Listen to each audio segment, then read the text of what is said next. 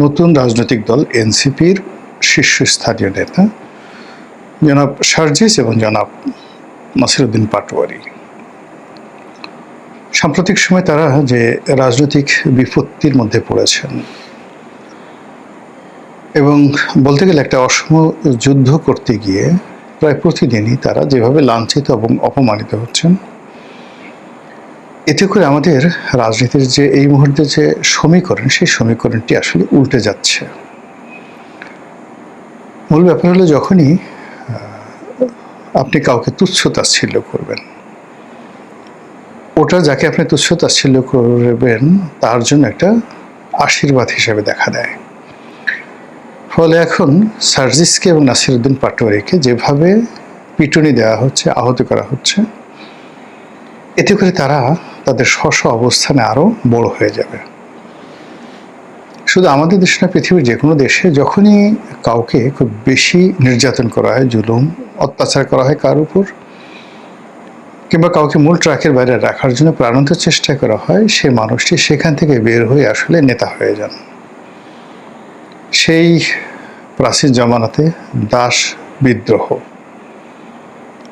প্রথম রোমানদের মধ্যে যে দাস বিদ্রোহ হয়েছিল, সেই বিদ্রোহের নেতা যেভাবে তৈরি হয়েছিলেন, একইভাবে চে গুয়েভারা, তারপর Ellis Vladimir Lenin, Fidel Castro, আমাদের বাংলাদেশে বঙ্গবন্ধু শেখ মুজিবুর রহমান, এবং ভারতে মহাত্মা গান্ধী, এই নেতাগুলো কিন্তু তুচ্ছ এবং তাচ্ছিল্য যারা করেছেন তাদেরকে তাদের মুখের উপরে একটা ঐতিহাসিক জবাব দিয়ে তারা জাতির ভাগ্য বিধাতা বনে গিয়েছেন। এখনকার দৃষ্টিতে, আজকের দৃষ্টিতে যদি আপনি দেখেন, নাসিরউদ্দিন পাটোয়ারি কিংবা সার্জিস, এই দুজনের বৈশিষ্ট্য কি? সার্জিস ছোটোখাটো একজন মানুষ, নাসিরউদ্দিন পাটোয়ারি একটু উঁচু লম্বা আছে। দুজনেই গ্রামের মধ্যবিত্ত বা নিম্ন মধ্যবিত্ত পরিবার থেকে এসেছেন। আর কর্মজীবনে, এই জুলাই আগস্ট বিপ্লবের আগে তাদেরকে আমরা ওইভাবে চিনতাম না। তাদের পরিবার বা যে ধরনের বায়োগ্রাফি সামনে চলে এসেছে, সেটা আমাদের সমাজের যারা প্রান্তিক জনগোষ্ঠী তাদেরই প্রতিনিধিত্ব করে। কিন্তু আপনি যদি দেখেন যে তাদের শুরুটা যেটা হয়েছিল, সকলেরই শুরু হয়েছিল মূলত জুলাই আন্দোলনের আগে কোটা বিরোধী আন্দোলন, বৈষম্য বিরোধী আন্দোলন। এবং সেখানে নুরুল হক নুরু বা রাশেদ, এরাও কিন্তু এই সার্জিস এবং নাসিরউদ্দিন পাটোয়ারি, এদের দুজনকে যদি আপনি নিম্ন মধ্যবিত্ত পরিবার ধরেন বা যে কোনো বিচারে আপনি তাদেরকে যদি আপনি সমালোচনা করতে চান, তাহলে নুরু এবং রাশেদকে আপনি আরও বেশি সমালোচনা করতে পারবেন। এর কারণ হলো তারা আরও প্রান্তিক পরিবেশ থেকে এসেছে। তাদের কথা, তাদের ল্যাঙ্গুয়েজ আপনি যদি পাশাপাশি বসিয়ে দেন এই চারজনকে বিতর্ক করার জন্য একটা টেবিলে যে কোনো একটা বিষয়, আপনি দেখবেন যে নাসিরউদ্দিন পাটোয়ারি এবং সার্জিস, এই দুজনই যাকে বলা হয় নুরুল হক নুরু এবং রাশেদ, এদের চাইতে ভালো করবেন, খারাপ করবেন না। যদিও রাশেদ এবং নুরু এদের নেতা ছিলেন বৈষম্য বিরোধী আন্দোলনে। কথাটা বললাম এই কারণে যে নুরু এবং রাশেদ, তাদেরকে আওয়ামী লীগ সরকার নির্যাতন করতে করতে করতে করতে এখন নুরু ক্যাবিনেট মিনিস্টার, ক্যাবিনেট না প্রতিমন্ত্রী, সে একজন মন্ত্রিপরিষদের সদস্য। রাশেদ বিএনপির মতো একটা বড় দলের মনোনয়ন পেল, আবার সেটা পাশ করতে না পারার কারণে তাকে সচিব পদমর্যাদায় প্রধানমন্ত্রীর সমস্ত রাজনৈতিক বিষয়াদি দেখার জন্য তাকে নিয়োগ দেওয়া হয়েছে। তারা দুজন দায়িত্ব পালন করছেন, কিন্তু এখনো পর্যন্ত আপনি যদি পাশাপাশি দেখেন যে তারা মন্ত্রী হয়েছেন, সচিব হয়েছেন, কিন্তু আর্ট অ্যান্ড অ্যাটিটিউডে স্টিল আজকের দিন পর্যন্ত সার্জিস এবং নাসিরউদ্দিন পাটোয়ারি সাবলীল, আরও বেশি সাবলীল। তো কাজেই তাদেরকে যদি আপনি বারবার আঘাত করেন, তারা যে আগামী দিনে একজন বড় নুরু হবে না, নুরু দ্য গ্রেট, আর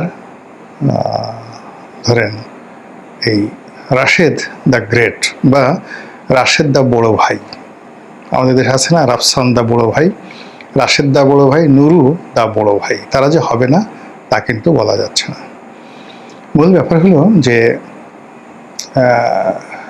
সার্জিস কি করছে জানি না। সার্জিস ছোটোখাটো তার যে সে সাধারণত বাজে কোনো কথা বলে না, কিন্তু যাকে বলা হয় নাসিরুদ্দিন পাটোয়ারি, সে সমালোচনা করেন, কিন্তু সে কিন্তু কোনো অশ্লীল শব্দ উচ্চারণ করছে বা ওরকম হাদি যেভাবে আজে বাজে কথাবার্তা বলতো, ওই ধরনের আজে বাজে কোনো কথা আমি এখন পর্যন্ত তার মুখ দিয়ে শুনি না। কিন্তু সে টু দি পয়েন্টে যে বিষয়গুলো মেনশন করে, যে বিষয়গুলো পয়েন্ট আউট করে, আর যে বিষয়গুলো জনগণের সামনে তুলে নিয়ে আসে, এগুলোর মানে যে একেবারে অসত্য, মানে এগুলো অপ্রিয়, প্রচণ্ড অপ্রিয়, অনেক ক্ষেত্রে সৌজন্যবিহীন, এগুলোর কোনো সৌজন্য নেই, আমাদের সমাজের যে প্রথা তার বিরুদ্ধ। কিন্তু সে যে কথাগুলো বলছে এগুলো যে অসত্য, এটা আমরা বুকে হাত দিয়ে বলতে পারছি না। ফলে কি হলো, যাদেরকে তিনি আঘাত করছেন নাসিরুদ্দিন পাটোয়ারি, তারা সঙ্গত কারণে কষ্ট পাচ্ছেন, গালাগালি করছেন, প্রতিশোধ নেওয়ার চেষ্টা করছেন। কিন্তু এই কথাগুলো শুনে বিএনপির অনেক লোক টেলিফোন করে তাকে বলছে, বেটা আরো বল, আরো বল, কি চাস, আমরা আছি তোর সঙ্গে বা তোমার সঙ্গে বা আপনার সঙ্গে, যে যার সঙ্গে তার যেমন সম্পর্ক, আরো বল, আরো বল। তারপর তার দলের যারা লোকজন, তারা তো পিছন থেকে বলে, আরে বাঘের বাচ্চা, বাঘের বাচ্চা। এইভাবে নাসিরুদ্দিন পাটোয়ারি ছাড়া এই কথা কে বলতে পারবে? মানুষের চরিত্র হলে কি জানেন, মানুষ সবসময় তাফালিং পছন্দ করে, তাফালিং করতে চায়। তাফালিং মানে মাস্তানি করতে চায়, এটা ভীষণ রকম আনন্দ। আপনারা নিজেরা ছোটোকালে চিন্তা করে দেখেন, খুব ছোটোকালে আপনাদের আসলে ডাক্তার, ইঞ্জিনিয়ার, পাইলট এইগুলো হওয়ার কথা আপনি এমনি ক্লাসে বলতেন, কিন্তু আপনার কি হতে ইচ্ছা করতো? আপনার একটা মাস্তান হতে ইচ্ছা করতো। আপনি দূর থেকে মাস্তান দেখতে পছন্দ করতেন। আপনার আশেপাশের যত অনিয়ম, অত্যাচার, জুলুম, এগুলো আপনি আপনার মাস্তানি দ্বারা ভেঙে চুরে চুরমার করে দিতে চাইতেন। তো আপনি সুযোগ পাননি, বা আপনার সে সাহস হয়নি, বা আপনাকে এই ধরনের কোনো কেউ প্রেজ করেনি। কিন্তু যারা একবার সুযোগ পেয়েছে এবং মানুষের প্রশংসা পেয়েছে, তারা এক একজনে হাজি মাস্তান হয়ে গেছেন, দাউদ ইব্রাহিম হয়ে গেছেন, ছোট শাকিল হয়ে গেছেন, আরও অনেক কিছু। তো নাসিরুদ্দিন পাটোয়ারি এবং অল অফ দ্য মানে যাকে বলা হয় জুলাই বিপ্লবী, তাদের মধ্যে শব্দ বোমা প্রয়োগের ক্ষেত্রে, যেমন হাদি যে কথাগুলো বলতো সেগুলো অশ্লীল ছিল, অশ্রাব্য ছিল, যৌনাঙ্গ এবং মলদার সংক্রান্ত বিষয়াদি ছিল। কিন্তু সে কিন্তু এই কথাগুলো বলছে না। সে যে কথাগুলো বলছে টু দি পয়েন্টে, গোলাম মোল্লা রনি সে একজন দুর্নীতিবাজ, গোলাম মোল্লা রনি সে একজন চাঁদাবাজ, গোলাম মোল্লা রনি এই কাজগুলো, মানে জাস্ট আমার নাম দিয়ে বললাম, এবার টু দি পয়েন্টে। তো সেক্ষেত্রে ইন পার্সন আমরা তাকে ফেস করতে পারছি না, বা আমরা তাকে বলতে পারছি না, তখন আমরা তার টেংরি ভেঙে দেওয়ার চেষ্টা করছি। তো এরকম ঘটনাগুলো সে ঘটিয়ে যাচ্ছে, এবং তার প্রেক্ষিতে এখন এই জুলাই মাসে এসে তিনি এবং তার সাথে তার সহযোগী সার্জিস, এই দুইজনকে যেভাবে বিএনপির যারা লোকজন আছে তারা টার্গেট করছেন, তাতে করে পুরো রাজনীতির যে জল এটা গোলা হয়ে গেছে। বিএনপি এখানে ত্রিমাত্রিক কৌশল করছে। প্রথম কৌশল হলো সার্জিসকে এবং নাসিরুদ্দিন পাটোয়ারিকে আলাদা করে দেওয়া। 2 নম্বর হলো নাসিরুদ্দিন পাটোয়ারিকে 1 নম্বর টার্গেট করে এনসিপিকে বলে দেওয়া হয়েছে যে আপনারা একে বাদ দেন, do everything without Nasiruddin Patwari. সেক্ষেত্রে আমরা আপনাদের জন্য একটা ব্যবস্থা করে দেবো। এবং রাশেদ, প্রধানমন্ত্রীর যে রাজনৈতিক সহকারী, তিনি বলেছেন যে আমরা প্রয়োজনে সহযোগিতা করব, সব জায়গাতে সহযোগিতা করব, যেখানে নাসিরুদ্দিন পাটোয়ারি যাবে না। এটা এক ধরনের যাকে বলা হয় মানে এমন প্রস্তাব যে ভাই আপনি বিয়েটা করাই দেন, আপনি বসের ঘরে যেতে খুব লজ্জা পাচ্ছেন, ওটা আমি সেরে দেবো আর কি। রাজনীতিতে আসলে প্রতিপক্ষের সুবিধা নিয়ে, দয়া নিয়ে, করুণা নিয়ে কখনোই কেউ রাজনীতি করতে পারে না, সাইন করতে পারে না। রাজনীতিতে কখনো তেলবাজি করে, দালালি করে, জুতো চেটে, পা চেটে একটা সার্টেন লিমিট পর্যন্ত সাস্টেইন করা যায়, মানে থাকা যায়। কিন্তু সাস্টেন করা যায় না, সারভাইভ করা যায় না। এটা জাস্ট লাইক এ চা পানি খাওয়ার মতো, কিন্তু মূল ডিশ না।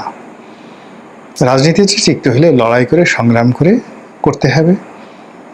এবং নেতা হতে হলে, নেতা আসলে ফকির মিসকিনের মধ্যে থেকে কখনো নেতা হয় না।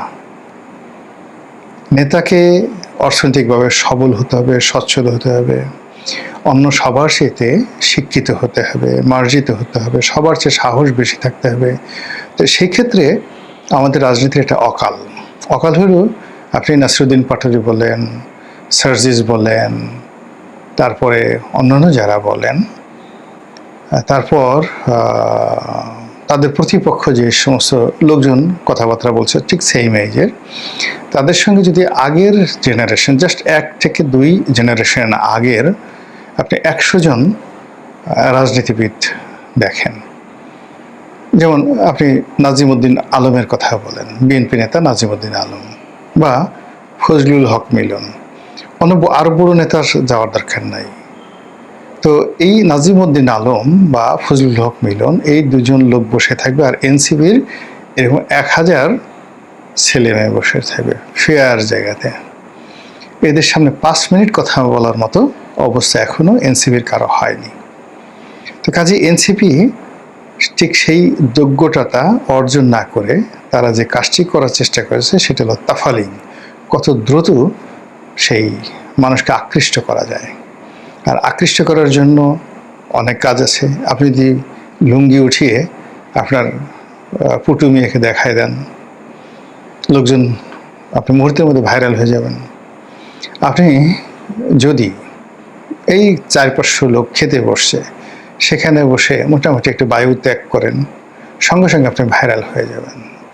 সবার মধ্যে আপনি একটা পিস্তল বের করে একটা গালাগালি দেন, কিন্তু আপনি একটা জায়গাতে ঢুকছেন, ঢোকার সঙ্গে সঙ্গে সমস্ত অ্যাটেনশন আপনার দিকে গেছে। এই জন্য আপনার কর্ম থাকা লাগবে, তো আপনার ট্র্যাক রেকর্ড থাকা লাগবে। সেই ট্র্যাক রেকর্ড না থাকলে কখনো নেতা হওয়া যায় না। তো এক্ষেত্রে যারা নতুন নবীন, তারা খুব দ্রুত নেতা হওয়ার জন্য, জনগণের আকর্ষণ লাভ করার জন্য, তাফালিং করার জন্য যে কাজগুলি করছেন, সেই কাজে তাদের যারা শক্তিশালী প্রতিপক্ষ, তারা প্রতিহিংসা পরায়ণ হয়ে পড়েছেন। এবং সেই প্রতিহিংসা পরায়ণতা ডে বাই ডে, যাকে বলা হয়, ভয়ঙ্কর হয়ে পড়েছে। যেভাবে নাসিরুদ্দিন পাটোয়ারিকে আক্রমণ করা হচ্ছে, অন দ্য লং রানে যদি নাসিরুদ্দিন পাটোয়ারিরা টিকে যান এই ধরনের জুলুম অত্যাচারের বিরুদ্ধে, তারা হয়তো নেতা হতে পারবেন, কিন্তু তাদের অন্য যে যোগ্যতাগুলো আছে, এডুকেশন, ফাইন্যান্সিয়াল স্ট্যাবিলিটি, মানুষের রেসপেক্ট গ্রহণ করার ক্ষমতা, তাদের সোশ্যাল ইনফ্লুয়েন্স, এখন আপনি নেতা হয়েছেন, কিন্তু আপনি একটা টেলিফোন করে কাউকে বললেন যে ভাই এটা ডিসি সাহেবকে, এটা সেক্রেটারিকে, এটা ডিআইজিকে এটা একটু করে দেন, সে যদি আপনার প্রতি শ্রদ্ধা পোষণ করে আপনাকে এই কাজটা করে না দেয়, আপনি জীবনে নেতা হতে পারবেন না, নেভার এভার ইন লাইফ। আপনি তাফালিং করতে পারবেন, এমপি হতে পারবেন, ভোট ডাকতে করতে পারবেন, আপনি প্রধানমন্ত্রীর দয়া নিয়ে মন্ত্রী হতে পারবেন, অনেক কিছু হতে পারবেন, কিন্তু কখনো নেতা হতে পারবেন না। তো যাই হোক, এখন আমাদের আসলে গত 2 বছর খুবই অস্থির একটা সময়। এই সময়ের মধ্যে আমরা বহু নেতাকে হারিয়েছি, যারা 50 বছরের রাজনৈতিক ক্যারিয়ার ছিল তাদেরকে হারিয়েছি। আবার বহু নেতাকে আমরা পেয়েছি যাদের 5 মাসেরও রাজনৈতিক ক্যারিয়ার ছিল না। আর এই সময়টাতে আমরা যাদেরকে দেখছি, পক্ষে এবং বিপক্ষে, অনেককেই আমরা অনেক কথা বলতে পারছি না, অনেক কিছু আমাদের সহ্য হচ্ছে না, অঙ্গ জ্বলে যাচ্ছে, এবং আমরা স্পষ্টতই একটা অস্থির এবং অরাজক রাজনৈতিক যে পরিস্থিতি, সেই পরিস্থিতির মধ্যে পড়ে যাচ্ছি। আর তারই মধ্যে 2026 সনের জুলাই মাসে যেভাবে এনসিপির যারা নেতৃবৃন্দ রয়েছেন তাদের উপরে যেভাবে আক্রমণ চালানো হচ্ছে, আর প্রতিপক্ষ যেভাবে এই আক্রমণ করে গর্ব অনুভব করছে, তৃপ্তি অনুভব করছে, এটি আরও 10টি, মানে একটি অপরাধ আরও 10টি অপরাধকে দাওয়াত করে নিয়ে আসবে। একটি প্রতিহিংসা আরও 10টি প্রতিহিংসাকে দাওয়াত করে নিয়ে আসবে। এবং আমাদের এই সমাজে যখনই মানে দুর্বলের পক্ষ থেকে কোনো আঘাত আসে, ও আঘাতটা মারাত্মক হয়, মরণ কামড় হয়। যে কোনো দুর্বল সাধারণত আক্রমণ করে না, কিন্তু দুর্বল যখন আক্রমণ করে তখন কিন্তু সেটা মারাত্মক হয়। আপনি চিন্তা করুন, ভারতবর্ষের ইতিহাসে যদি আয়রন লেডি বলা হয়, সর্বকালের সবচেয়ে কঠিন, কঠোর এবং নির্মম নিষ্ঠুর কোনো রাজনৈতিক নেতা থাকেন ভারতের ইতিহাসে, তিনি ইন্দিরা গান্ধী। আচ্ছা বলেন তো, তাকে কে মেরেছিল? একজন দুর্বল মানুষ, তার বডিগার্ড, সারাক্ষণ যে মাথা নুয়ে থাকতো সে তাকে মেরেছিল। আচ্ছা, নথুরাম গডস কে ছিলেন? মহাত্মা গান্ধীকে যিনি গুলি করেছিলেন, তিনি একজন বিপ্লবী ছিলেন, কিন্তু তিনি বহু কাল ধরে, বহু বছর ধরে মহাত্মা গান্ধীর আশ্রমে যেতেন, বসে থাকতেন, দিনের পর দিন তার বক্তব্য শুনতেন এবং তার একান্ত ভক্ত লোক ছিলেন। দুর্বল একজন মানুষ। তো দুর্বল একজন মানুষ যখন কাউকে আক্রমণ করে, প্রতিহিংসাপরায়ণ হয়ে যায়, তখন সেটা খুব ভয়ঙ্কর হয় যে কোনো দুর্বলের। এখন নাসিরুদ্দিন পাটোয়ারিকে যদি আপনি দুর্বল মনে করেন, সার্জিসকে দুর্বল মনে করেন, তো সেক্ষেত্রে এই দুর্বল মানুষগুলো যখন বলছে যে আমি তারেক রহমান সাহেবকে প্রতিশোধ নেব, তারেক রহমান সাহেব এটা খুব আমার রক্ত ঝরিয়েছে, খুব খারাপ কাজ করছে, তাকে কাফফারা দিতে হবে, তাকেও রক্ত দিতে হবে। আপনি বোঝার চেষ্টা করেন এই যে জিঘাংসা, এই জিঘাংসা কতটা ভয়ানক প্রতিক্রিয়া তৈরি করতে পারে। আপনি ইতিহাস পড়লে আমি অন্তত 20 জন লোকের নাম বলতে পারবো আপনি যাদেরকে একেবারে তুচ্ছ তাচ্ছিল্য করেছেন। যেমন হযরত উমরকে যে হত্যা করেছে, হযরত আলীকে যারা হত্যা করেছে, আপনি পড়ে দেখেন, কোনো তুচ্ছ তাচ্ছিল্য করে একেবারে সাধারণ মানুষ, কল্পনা যে কখনো কল্পনাই করেনি যে এই লোক হযরত আলীকে হত্যা করতে পারে, এই লোক হযরত উমরকে হত্যা করতে পারে। ওমর ঠাট্টা করে, ওই যে হত্যাকারী তাকে ঠাট্টা করে একদিন একটা কথা বলেছিল, তুমি তো ভাবসা কেমন দেখাচ্ছ, কথাবার্তা বলছো, মনে হয় যেন তুমি আমাকে মেরেই ফেলবে। অথচ তার হাতে তার কিন্তু মৃত্যু হয়েছে, জঘন্যভাবে মৃত্যু হয়েছে। তো কাজে এখানে আমি মনে করি রাজনীতিতে প্রতিহিংসা সৃষ্টি করতে হয় না, অসম কোনো যুদ্ধ করতে হয় না, এবং দুর্বলদেরকে কখনো খেপাতে হয় না। শেখ হাসিনা যাদেরকে খেপিয়েছিলেন, বৈষম্য বিরোধী আন্দোলনের নেতৃবৃন্দ, তখনও পর্যন্ত তারা তাকে আম্মা ডাকতেন, বঙ্গবন্ধুকে জাতির পিতা বলতেন, বঙ্গবন্ধুর বাংলায় অনাচার হবে না ইত্যাদি স্লোগান দিতেন। আর শেখ হাসিনা বারবার শুধু তাদেরকে তুচ্ছ এবং তাচ্ছিল্য করেছেন। আর সেই তুচ্ছ তাচ্ছিল্যের পরিণামটা কি হয়েছে নিঃসন্দেহে আমরা সবাই খুব ভালো করে জানি। আশা করি বর্তমান সরকার অনুরোধ, কোনো অবস্থাতেই কাউকে তুচ্ছ এবং তাচ্ছিল্য করবেন না। 26 সনের আগস্ট মাসটি কেমন যাবে এটা নিয়ে আলোচনা করব। তার আগে আপনাদেরকে একটু স্মরণ করিয়ে দেই জুলাই মাসটি কেমন গেল। আজকে বৃহস্পতিবার, জুলাই মাসের 30 তারিখ। এই সময় এই ভিডিওটি করছি। আমি বেশ কয়েকটি ভিডিও সেই গত এপ্রিল, মে জুন থেকে আমি বেশ কয়েকটা ভিডিও করছি। এর আগেও শেখ হাসিনার জামানাতে করেছি একাধিকবার, ইউনূস সাহেবের জামানাতে করেছি, তারেক রহমান সাহেবের জামানাতেও কয়েকটি ভিডিও করেছি, যার শিরোনাম ছিল কখন পালাবেন, কিভাবে পালাবেন, কোথায় পালাবেন, এই শিরোনাম দিয়ে। তারপর অনেকগুলো শিরোনাম করেছি প্রকৃতিকে নিয়ে, যে রাজনীতি প্রকৃতি দ্বারা নিয়ন্ত্রিত হয়। গ্রহ নক্ষত্র বৃহস্পতি আপনার পক্ষে না থাকলে সমস্যা তৈরি হয়।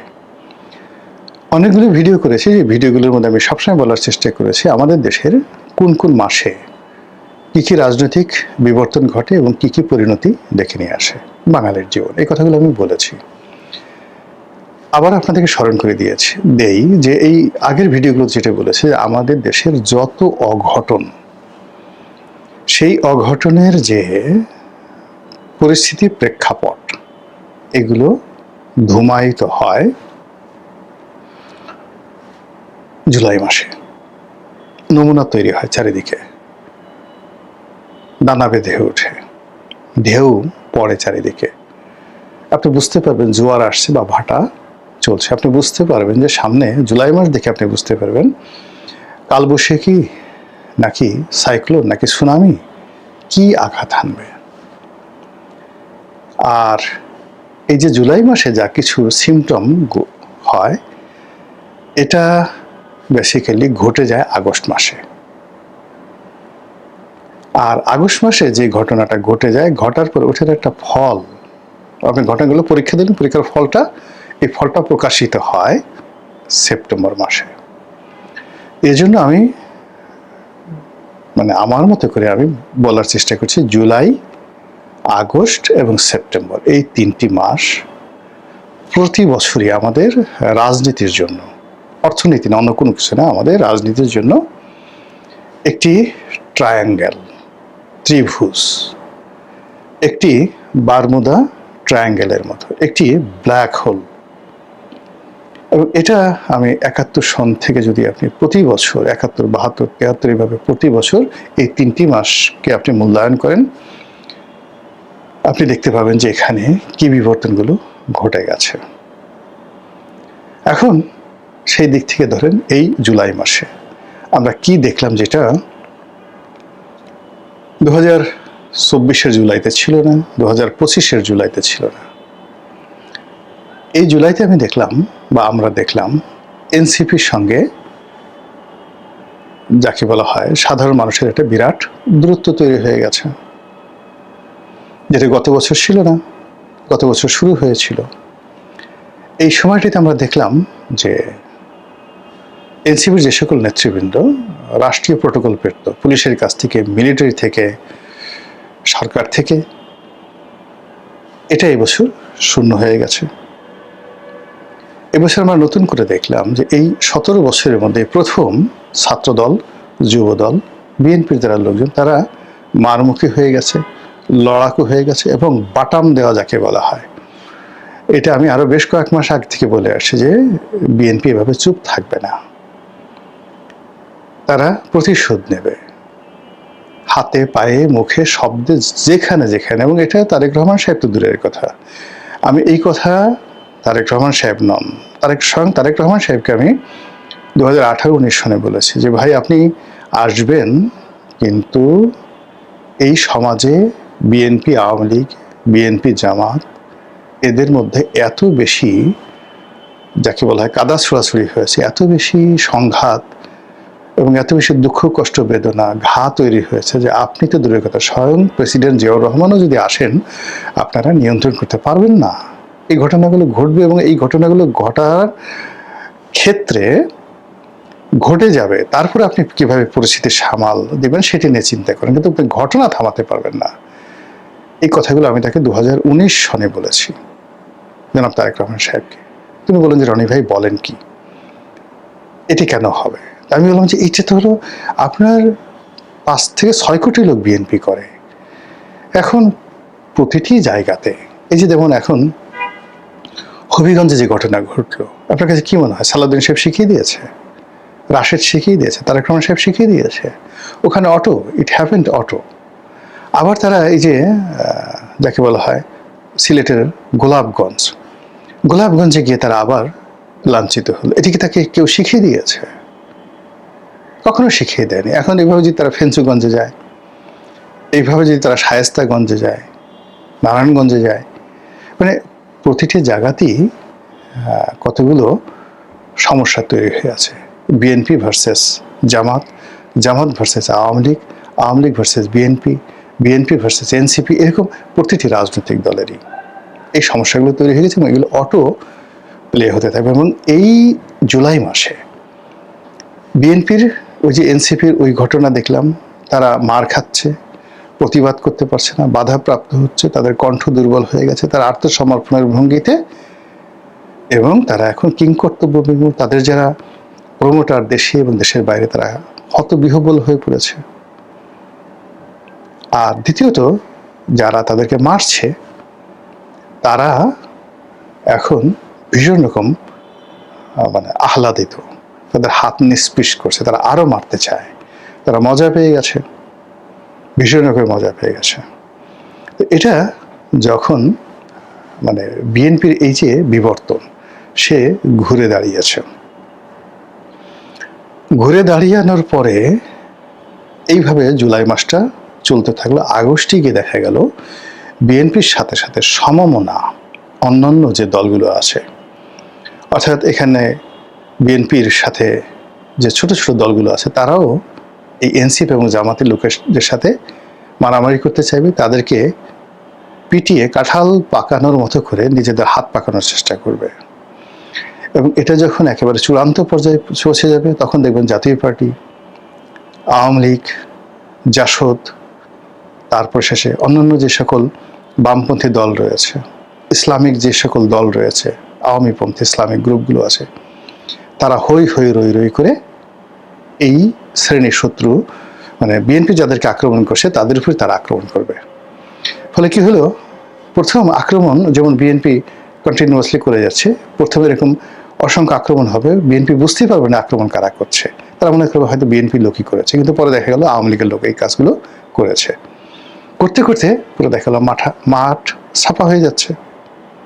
এবং এই কাজগুলো আগস্ট মাসে পুরোটা সময় ধরে এই ধরনের ঘটনা ঘটবে, অর্থাৎ এক পক্ষ মানে শক্তিশালী পক্ষ দুর্বলকে পিটাবে, আর সেই দুর্বল যখন একেবারে দুর্বল হয়ে পড়বে তখন বিতাড়িত পক্ষ, লুকিয়ে থাকা পক্ষ, গুপ্ত পক্ষ তারা সামনে এসে তাদেরকে মাঠ ছাড়া করবে।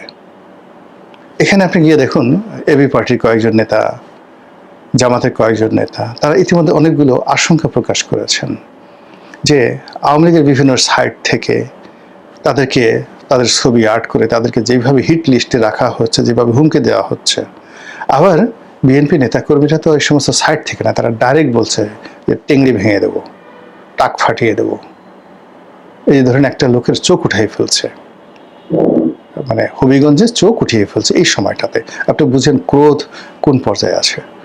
আচ্ছা, আপনি চিন্তা করেন তো, এই ঢাকা শহরের গ্র্যান্ড লিডার আপনার মির্জা আব্বাস গত 50 বছর ধরে এই মির্জা আব্বাস এই ঢাকা শহরে সবকিছু নিয়ন্ত্রণ করেছে। তার হাজার হাজার নেতাকর্মী আছে গোপনে প্রকাশের সব জায়গাতে।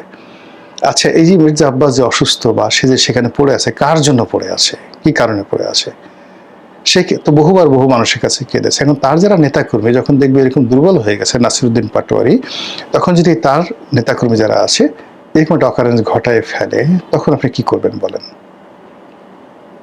এইভাবে মানে একটার পর একটা ঘটনা ঘটতে থাকবে যেগুলো আপনার নিয়ন্ত্রণে থাকবে না।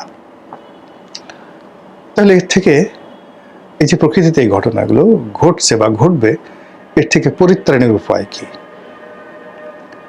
এর কোনো পরিত্রাণের উপায় নেই। যখন সালাউদ্দিন কাদের চৌধুরী একটা ভালো কথা বলেছেন, ধর্ষণ যখন অনিবার্য তখন সেটা উপভোগ করাটাই শ্রেয়, কোনো ওয়ে নেই। তো সেক্ষেত্রে যখন এরকম সমাজে একেবারে সংঘর্ষটা অনিবার্য হয়ে পড়েছে, সেই সংঘর্ষটাকে মেনে নিয়ে আমি যেটা 2019 সনে এরকম একটা অবস্থা তৈরি হবে, এটা বিএনপি যারা নেতৃবৃন্দ তাদেরকে 2019 সনে বলেছি। আওয়ামী লীগের যে আজকের যে পরিণতি, এই পরিণতিটা 2012-13 সনে আমি লিখিতভাবে বলেছি, টেলিভিশন টকশোতে বলেছি, সবার সমিতি সেমিনারে বলেছি, দলীয় ফোরামে পার্সোনালি বলেছি, কানে কানে বলেছি। হোয়াট হ্যাপেন্ড এগুলো আপনি ওই সময় 2012-13 বাংলাদেশ প্রতিদিন খুঁজে দেখেন, যুগান্তর খুঁজে দেখেন, আমাদের সময় খুঁজে দেখেন, ওই সময়টাতে নয়াদিগন্তে খুঁজে দেখেন, অসংখ্য লেখা পাবেন। শেখ হাসিনাকে উদ্দেশ্য করে একটি বানরের আত্মকাহিনী, একটি রাজকীয় বানরের আত্মকাহিনী, একটি বিড়ালের আত্মকাহিনী, মানে একজন স্বৈরাচারের আত্মকথা, তেল দেশ ভালো পাকিস্তান, নেতা ভালো আইয়ুব খান, এরপরে অগ্নি থেকে তেল, ভানুমতির খেল, বাঘের ঝুনঝুনি, এই কত লেখা যে লিখেছি, প্রত্যেকটা কথা এখন টু দি পয়েন্ট আওয়ামী লীগের লোকদের ক্ষেত্রে ঘটছে। আবার এখন এই যে ঘটনাগুলো বলে যাচ্ছি, যারা ক্ষমতাধর তাদেরও কান বন্ধ, নাক বন্ধ। যারা আকার ইঙ্গিতে শুনছেন তারা হয়তো বলছে, আরে রনি সাহেব কি অবস্থা, ইউটিউব করে সে ভাত খায়, ওখান থেকে 2 টাকা আসে, এটিতে তার সংসার চলে বোধ হয়, কোনো কাজ নাই, এই ভিউ কামানোর জন্য এই কথাগুলো বলে। শেখ হাসিনা জামানতে বলতে, আরে কি করে টকশোতে যায়, 2000 টাকা পায়, 1000 টাকা পায়, এই টাকার জন্য যায়, কথাবার্তা বলে, মার্কেট ভিউ কামায়। তা আমি তো আমার মতো আছি, বেটার দেন বিফোর। আমার 2009-এর থেকে আমার অবস্থা এখন ভালো আছে আলহামদুলিল্লাহ। কিন্তু আওয়ামী লীগের লোকজন কোথায়? আবার বিএনপি যদি আগামীতে বিপদে পড়ে তাহলে বিএনপির লোকজন কোথায় থাকবে বলেন? কিন্তু এখন তাদেরকে আপনি শোনাতে পারবেন না, কোনো অবস্থাতে শোনাতে পারবেন না। এই যে জামাত আজকের এই অবস্থাতে পড়বে, ইউনূসের জমানাতে বহুবার এই কথাগুলো বলেছি, ডক্টর ইউনূস বিপদে পড়বেন, যা কিছু বলে, এই কথাগুলো ওনার জমানাতে আমরা বলেছি কয়েকজন। আজকে যা কিছু ঘটেছে, এই যে জামাতের এই অবস্থা হবে, এনসিপির এই ঘটনাগুলো ঘটবে, বহুবার এই কথাগুলো বলেছি। ওদেরকে ইন পার্সন বলেছি, নাহিদকে, ওদের মানে ওদের যারা যাদের সঙ্গে যোগাযোগ আছে একই কথা হুবহু বলছে। আমি কখন তাদেরকে ফ্ল্যাটারিং করিনি। মানে ওরা একবার খুব আশ্চর্য হয়ে গেল যে ওদের কাছে, ওদের যখন ক্ষমতা, বড় বড় বিএনপির নেতা, এখন বড় বড় মন্ত্রী, ওদের কাছে গিয়ে বসে থাকতো একটা কাজের জন্য, একটা সুপারিশের জন্য, একটা পদ পদবীর জন্য। কিন্তু আমি জীবনে কখনো ওদেরকে টেলিফোন করিনি, বরং ওরা ফোন করার চেষ্টা করেছে। বলে, বাবারে, আমি তোমাদের চেয়ে বয়সে অনেক বড়, চিন্তা চেতনা তোমাদের সাথে মিলবে না, কোনো অবস্থায় মিলবে না। ফলে আমার কোনো সাজেশন তোমাদের দরকার নেই, বরং আমাদের মতো সাজেশন দরকার নেই। কিন্তু এখন দেখেন এই যে ঘটনাগুলো ঘটছে, এই কথাগুলো কিন্তু আমি ওদেরকে পাবলিকলি বলেছি, প্রাইভেটলি বলেছি, লিখেও জানিয়েছি, সব কিছু ব্যাপার। কিন্তু সেই ঘটনাগুলো ঘটছে। আবার সেম এখন বিএনপির জন্য, তারেক রহমান সাহেবের জন্য, সরকারের জন্য যে ঘটনাগুলো ধরেন আগস্টে সেপ্টেম্বরে ঘটবে আমরা কিন্তু বলে যাচ্ছি। 2024 সনের আগস্ট মাসের 17 তারিখে বর্তমান প্রধানমন্ত্রীকে আমি একটা মেসেজ দিয়ে অসাধারণ একটা বিষয় আমি তাকে জানিয়েছিলাম। এটা গোপনই থাকুক, এটা তার আর আমার মধ্যে। এখন সেরকম ঘটনা যদি আবার ঘটে, তো তিনি নিজেকে কি করে প্রবোধ দিবেন, আল্লাহকে কি করে জবাব দেবেন, আমার কাছে বা উনি কি বলবেন? আমি তো তাকে জানিয়েছিলাম 2024 সনের আগস্ট মাসের 17 তারিখে। তো এরকম অনেকগুলো, মানে মানুষ যখন একটা স্রোতের পক্ষে থাকে, বাতাসের পক্ষে থাকে, চাঁদনি রাতে থাকে, জোয়ার থাকে, বসন্তকালে থাকে, তখন তার পাগল হয়ে যায় মন, সে কোনো কিছু চিন্তা করছে না। কিন্তু এই যে এখন যা কিছু মানে জুলাই মাসে ঘটলো, সেটা জামাতের এমপির ব্যক্তিগত যৌনতা, বিএনপির মন্ত্রীর ব্যক্তিগত যৌনতা, এখানে হিজরার সাথে সেই ডাকসু নেতার কেলেঙ্কারি, ওখানে রাকসু মানে রাজশাহী ইউনিভার্সিটির যে ছাত্র সংসদের জিএস আম্বারের আচরণ, মানে এই যে এনসিপি বিভিন্ন জায়গাতে গিয়ে তাদের গাড়ি ঘোড়া ভাঙা হচ্ছে এবং লোকজন তাদের এই দুরবস্থা দেখে হাসাহাসি করছে, ট্রল করছে, সবাই আলহামদুলিল্লাহ বলছে, সুবহানাল্লাহ বলছে, ভালো ভালো বেয়াদব বলছে তাদেরকে, এরকমই হওয়া উচিত। এই সময়টাতে লতিফ সিদ্দিকীর বিরুদ্ধে মামলা হতে হবে, তাকে গ্রেপ্তার করতে হবে। এই সময়ের মধ্যে শাহাবুদ্দিন চুপ্পু, জুলাই মাসের মধ্যে শাহাবুদ্দিন চুপ্পুকে কেন বাদ দিতে হবে? এটা তো জুন মাসে করা যেত, আরও আগে করা যেত, জুলাই মাসে কেন করতে হবে? আমি তো মানে ঘটনা হয় কি, যখন আপনার কাছে কোনো ফেতনা আসে, ফ্যাসাদ আসে, বিপদ বিপত্তি আসে, যেগুলো আপনার নিয়ন্ত্রণে না, you cannot do anything, but প্রকৃতি এরকম ঘটনা ঘটেছে। যেমন করোনার সময় কি করেছি? আইসোলেশন করেছি, দরজা বন্ধ করে ঘরে থেকেছি। যখন এরকম পরিস্থিতি হয় তখন ঝামেলায় জড়াতে হয় না, দরজা বন্ধ রাখতে হয়, নিজের নিজের জায়গায় হতে হয়। কিন্তু সরকার দেখা গেল যে এই সময়টাতে অস্থির হয়ে পড়েছে। এই সময়টাতে তার পে স্কেল বাস্তবায়ন করতে হবে। এই সময়টাতে তার ভারত থেকে যে সার্জিও গোর, ট্রাম্পের বন্ধু, তাকে বাংলাদেশে আসার সুযোগ দিতে হবে। এই সময় তার বৈঠক করা লাগবে। এই জুলাই মাসেই তার এনসিপির সাথে বিরোধ করা লাগবে, জুলাই মাসে আওয়ামী লীগের সাথে বিরোধ করা লাগবে, এই জুলাই মাসে চুপ্পুকে বাদ দিতে হবে, এই জুলাই মাসে তার এই কাজগুলো করতে হবে। মানে যেহেতু প্রকৃতি বিরূপ, বর্ষাকালে মানুষ এমনিতে ঘর থেকে বের হয় না, আপনি বের হলে ভিজবেনি, কে আপনাকে ছাতি নিয়ে আবার আপনি বিনা কারণে আপনি ঘর বের হয়েছেন কেন? তো এই জুলাই মাসে যে ঘটনাগুলো ঘটছে প্রত্যেকটা ক্ষেত্রে, সচিবালয়ে যা কিছু ঘটছে, ক্যান্টনমেন্টে ঘটেছে, বিচারালয়ে ঘটেছে, প্রত্যেকটা জিনিসেরই ফলাফল হবে আগস্ট মাস, মানে আউটপুটটা আসবে, যাকে বলা হয় দৃশ্যমান, ফুলে ফুলে শোভিত হবে আগস্ট মাসে। আর আগস্ট মাসে সেইগুলো সেপ্টেম্বর হবে। এখন যেহেতু জুলাই মাসে আপনি যে কাজগুলো করছেন তার ফল তো আপনাকে ভোগ করতেই হবে, অবশ্যই আপনাকে ফল ভোগ করতে হবে। এটা যেটা বলছিলাম, এটা অ্যাভয়েড করা যাবে না। এটা অ্যাভয়েড করা যেত আপনি যদি জুন মাসে, এপ্রিল মে জুন মাসে, তখনই আপনার দরজাগুলো বন্ধ করতেন যে এই 3টা মাস আমি কিচ্ছু করব না। শুধু একটা সময় দেখেন আল্লাহ কত সুন্দর বলছে যে তার রাসূলকে বলতেছে, হে রাসূল,